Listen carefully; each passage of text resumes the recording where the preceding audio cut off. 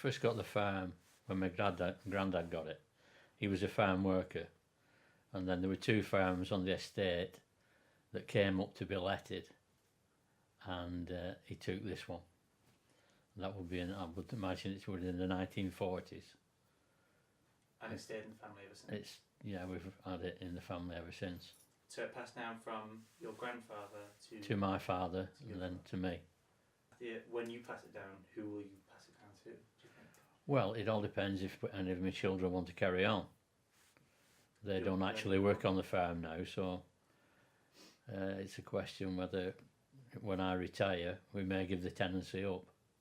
Have any of your children displayed interest in wanting to? Well, they've always been involved in farm, but with only being a small farm, there's not been enough income to support me and Anne and one of the children. When it comes to family working on the farm, how much do they get involved? When we are busy during airtime or harvest, or if we're doing anything with the cattle or the sheep, I can always call on one of my sons to come and give me a lift, especially at airtime.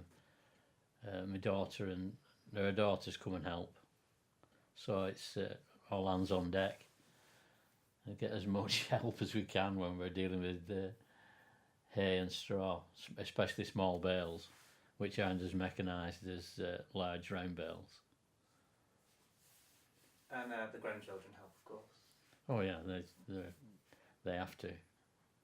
So when the animals get to like an age where they're ready to be slaughtered, what would happen to them? Well, when they get to a suitable finish, they've got to have the right amount of finish on. We would ring the local buyer up who buys for a local shop, and he would come and look at them and we'd agree a price, and then he would come and pick them up and take them to the nearest slaughterhouse, which is about 10 miles away.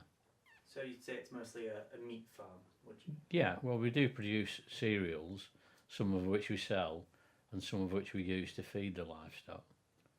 Right. We process them on farm.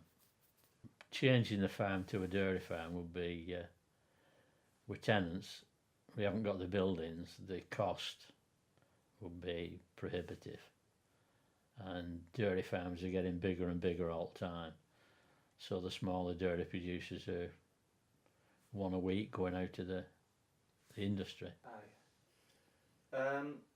So it's the product that you make and the animals that you keep, they're all sold and bought just in the local area, aren't they?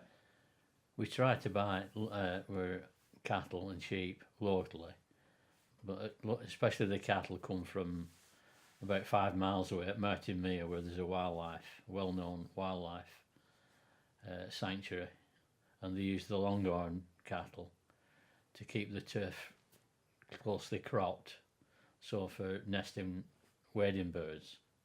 Who would you say is like the biggest kind of company or person that you would sell to?